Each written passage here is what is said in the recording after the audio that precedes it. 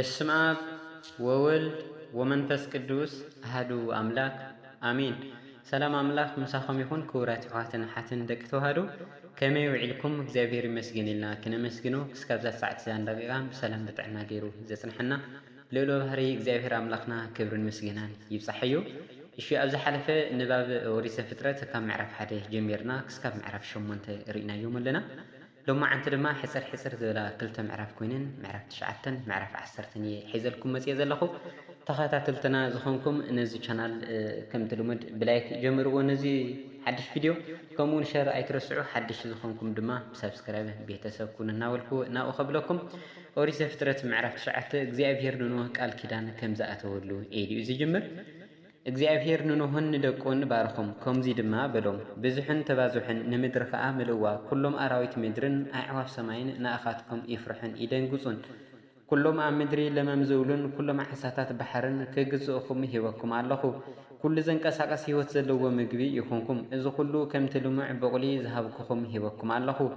ግና ህይወት ኣብ ደም እዩ እሞ ደም ዘለዎ ስጋ ኣይትብልዑ። ነቲ ህይወት ዘለዎ ደምኩም ዘፍስስ ኣነ ሓደ ክፈድዮ እየ። ካብ ኢድ ኩሉ ኣራዊት እውን ሕነ ክፈድዮ እየ። ንነፍሲ ሰብ ድማ ካብ ኢድ ሰብ ካብ ኢድ ሓው ሕነ ክፈድዮ እየ። እቲ ደም ሰብ ዘፍስስ ደሙ ብሰብ ክፈስስ እዩ። እግዚአብሔር ንሰብ ብምስሉ እዩ ፈጢርዎሞ። ንስኻትኩም ግና ብዙሕን ተባዝሑን ንምድሪ ድማ ምልዋ ኣብኣ እውን ተባዝሑ። እግዚአብሔር ከዓ ንኖህን ንደቁን ከምዚ በሎም እነሆ ኣነ ምሳኻትኩም ብድሕሪኹም ድማ ምስ ዘርእኹም ኪዳነይ ኣቕውም ኣለኹ። ምስቲ ኩሉ ምሳኻትኩም ዘሎ ህይወት ዘለዎ ፍጡር ኣዕዋፍ እንስሳ ኩሉ ኣራዊት በረኻ ምስቲ ምሳኻትኩም ካብ መርከብ ዝወፀ ኩሉን ምስ ኩሉ ኣብ ምድሪ ዘሎ ፍጡሩን ኪዳነይ ኣቕውም ኣለኹ።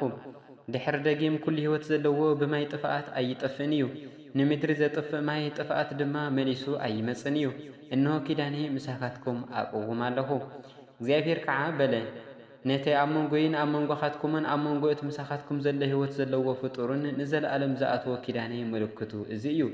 ቀስተይ ኣብ ደመና ኣንብር ኣለኹ። ንሱ ድማ ነቲ ኣብ መንጎይን ኣብ መንጎ ምድርን ዘሎ ኪዳን ምልክት ክኸውን እዩ። እነሆ ደመና ኣብ ልዕሊ ምድሪ ከደምን እንተለኹ ኣብቲ ደመና ቀስቲ ክርአ እዩ። ሽዑ ነቲ ኣብ መንጎይን ኣብ መንጎኹምን ኣብ መንጎ እቲ ህይወት ዘለዎ ኩሉ ፍጡርን ዘሎ ኪዳነይ ክዝክር እየ። እቲ ንኩሉ ፍጡር ዘጥፍእ ማይ ጥፍኣት ድማ ድሕሪ ደጊም ኣይክኸውንን እዩ። እቲ ቀስቲ ድማ ኣብ ደመና ክርአ እዩ። ኣነ ከዓ ነቲ ኣብ መንጎይን ኣብ መንጎ እቲ ኣብ ምድሪ ዝነብር ህይወት ዘለዎ ኩሉ ፍጡርን ዘሎ ዘለኣለማዊ ኪዳን ምእንቲ ክዝክር ክሪኦ እየ። እግዚአብሔር ድማ ንኖህ ነቲ ኣብ መንጎይን ኣብ መንጎ እቲ ኣብ ልዕሊ ምድሪ ዘሎ ፍጡርን ዘቆምክዎ ኪዳን ምልክቱ እዚ እዩ በሎ። ኖህን ደቁን እቶም ካብ መርከብ ዝወፁ ደቂ ኖህ ሴምን ካምን ያፌትን እዮም። ካም ኣቦ ከነዓን እዩ። እዚኣቶም ሰለስቲኦም ደቂ ኖህ እንትኾኑ ካብዚኣቶም ዝተወለዶ ከዓ ንኹላ ምድሪ መልእዋ። ኖህ ድማ ሓረስታይ ምድሪ ክኸውን ጀመረ። ወይኒ ከዓ ተኸለ፣ ካብቲ ወይኒ ሰትዩ ድማ ሰኸረ። ኣብ ማእኸል ድንኳን ከዓ ጠራሖ ወፀ። ኣቦ ከነዓን ካም ከዓ ዕርቃን ኣቦኡ ሪኡ ናብ ደገ ወፂኡ ንኽልቲኦም ኣሕዋቱ ነገሮም። ሴምን ያፌትን ግና ክዳን ወሲዶም ኣብ ማእገሮም ገይሮም ናይ ኣቦኣቶም ዕርቃን ከይርእዩ ገጾም ኣዚሮም ዕርቃን ኣቦኣቶም ከደኑ። ኖህ ከዓ ካብ ስኽራን ናብ ልቡ ተመለሰ። እቲ ንእሽተይ ወዲ ዝገበሮ እውን ፈለጠ። ከነዓን ርጉም ይኹን ንኣሕዋቱ እውን ባርያ ይኹን በለ። ኣስዒቡ እውን ኣምላኽ ሴም እግዚአብሔር ይባርኽ፣ ከነዓን ድማ ባርያኡ ይኹን። እግዚአብሔር ንያፌት የስፍሕ፣ ኣብ ድንኳናት ሴም እውን ይንበር፣ ከነዓን ድማ ባርያኡ ይኹን በለ።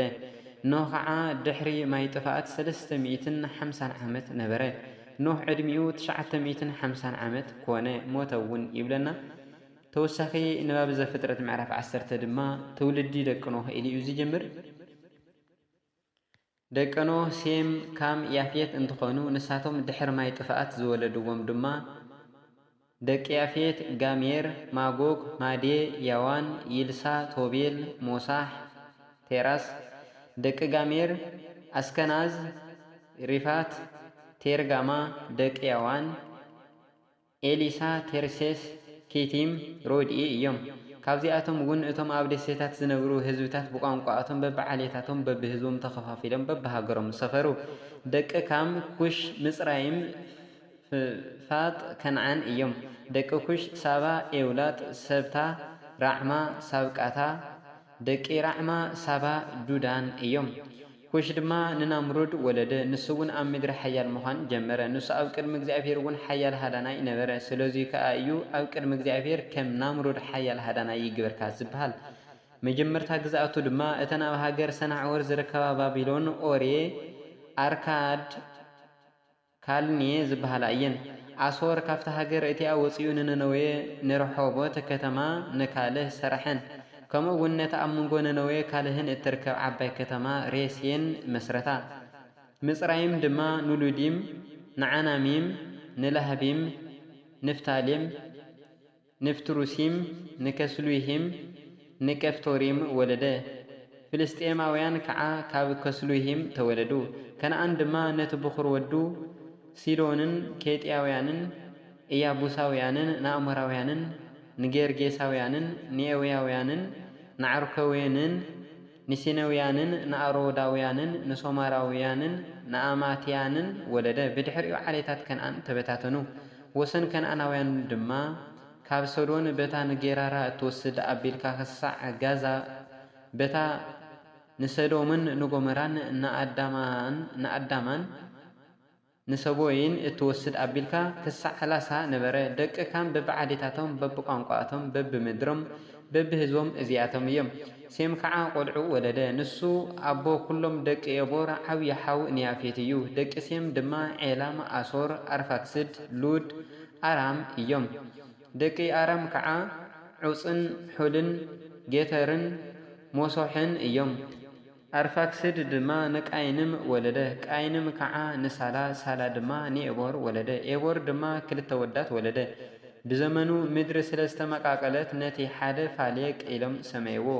حاو دما يوقتان يبهر نبره يوقتان دما نيل مواداب نسالف نحسر موت نيرح نهادورام نأوزال ندوكلا نعوبال نأبي مائل نسابا نؤفير نيولات نيوباب ولده زياتهم كلهم دقي يوقتانيهم